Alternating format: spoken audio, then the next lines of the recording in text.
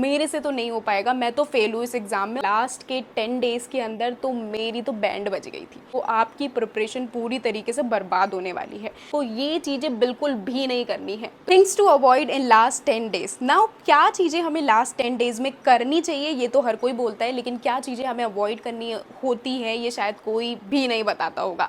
आज मैं आप लोगों को कुछ ऐसी चीज़ें बताने वाली हूँ यहाँ पर जो मैंने अपनी तैयारी के टाइम पर फेस की थी, और मुझे ऐसा लगता है कि अगर आप भी उस चीज़ को फेस करोगे या अगर आप वो चीज़ें कर रहे होगे अभी एंड टाइम पर, तो आपकी प्रिपरेशन पूरी तरीके से बर्बाद होने वाली है।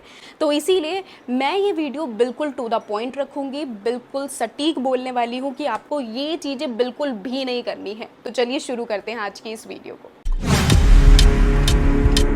सबसे पहले तो आपको ये देखने के लिए मिल रहा होगा कि जितने भी चैनल्स हैं हर कोई इस टाइम पर मॉक टेस्ट परचेज करो, मॉक टेस्ट लो, मॉक टेस्ट लगाओ, टाइम मैनेजमेंट को बेटर करो। लेकिन टू बी वेरी ऑनेस्ट, जब मैंने मॉक टेस्ट को लगाया था अपने लास्ट के 10 डेज़ के अंदर, तो मेरी तो बैंड बज गई थी। हुआ क्या, जब मॉक टेस्ट में अच्छे मार्क्स आ जाएंगे, 200 में से 250 मार्क्स आ रहे हैं मॉक टेस्ट में, तो ऐसा लगेगा अरे वाओ यार मुझे सब कुछ आता है और मुझे पढ़ने की कोई ज़रूरत नहीं है। तो ओवर कॉन्फिडेंस हो जाएगा, अच्छे मार्क्स आएंगे, ओवर कॉन्फिडेंस होगा, आपको पढ़ने का मन नहीं करेगा। कई बार मॉक टेस्ट बहुत ज़्यादा डिफ़िकल्ट होते हैं, तो उससे आपका कॉन्फिडेंस इतना ज़्यादा लो हो जाएगा कि आपको लगेगा कि अरे यार मेरे से तो नहीं हो पाएगा, मैं तो फेल हूँ इस एग्ज़ाम में, और उसके बाद भी आपका पढ़ने का मन बिल्कुल नहीं करेगा। तो इट्स बेटर कि आप मॉक टेस्ट बिल्कुल ही अवॉइड करें। लास्ट के 10 डेज़ में मॉक टेस्ट बिल्कुल नहीं लगाना है। सेकेंड थिंग, अगर आपको टाइम मैनेजमेंट इम्प्रूव करना है, प्रैक्टिस करनी है, तो आप मैथ्स को प्रैक्टिस करो, मैथ्स की प्रैक्टिस करो, कॉम्प्रीहेंशन की प्रैक्टिस करो, लॉजिकल रीजनिंग की। ये 3 टॉपिक्स ऐसे हैं जिनकी आप प्रैक्टिस कर सकते हो, ओके। एंड इन्हीं में ही आपको टाइम मैनेजमेंट की ज़रूरत है, और बाकी के जितने भी हमारे पोर्शन होते हैं वो थ्योरी बेस्ड होते हैं, तो उनमें आप लोगों को कुछ टाइम मैनेजमेंट की खास ज़रूरत है नहीं। तो प्रैक्टिस करनी है, इन 3 यूनिट की प्रैक्टिस करो, दैट्स इट।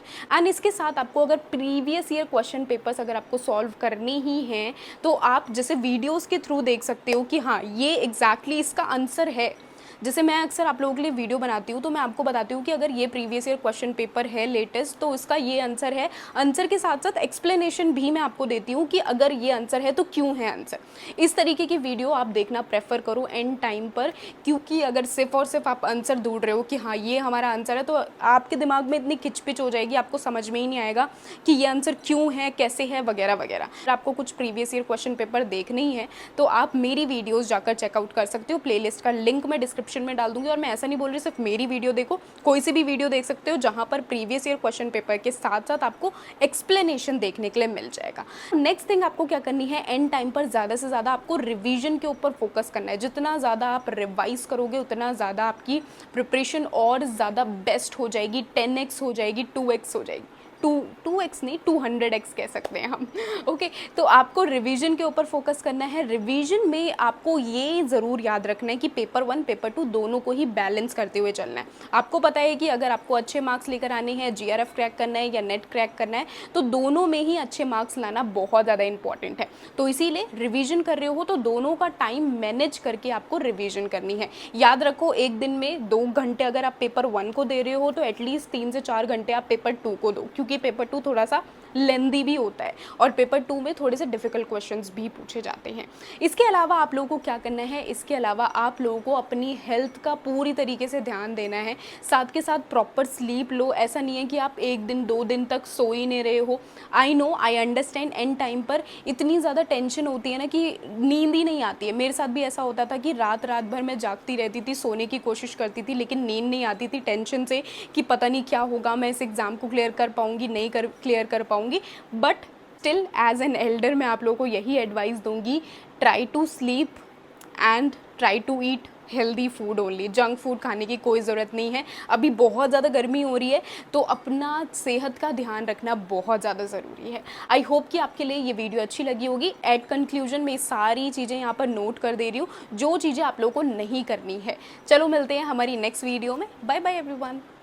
अच्छा, एक चीज़ बताना तो भूल ही गई, इसी के साथ पेपर 1 की मैं रैपिड रिवीजन लेकर आ रही हूँ, जहाँ पर कम से कम टाइम में हम पेपर 1 के सारे यूनिट को सिंगल कवर करने वाले हैं, और उसका लिंक मैं डिस्क्रिप्शन में डाल दूँगी। आप प्लेलिस्ट भी चेक कर सकते हैं पेपर 1 का, जो मैंने फ्री क्रैश कोर्स आपको प्रोवाइड किया है। PYQs भी आपको प्रोवाइड कर रखे हैं, सारी की सारी प्लेलिस्ट मैं डिस्क्रिप्शन में डाल दूँगी, तो वहाँ से जाकर आप चेकआउट कर सकते हैं। Bye bye, take care.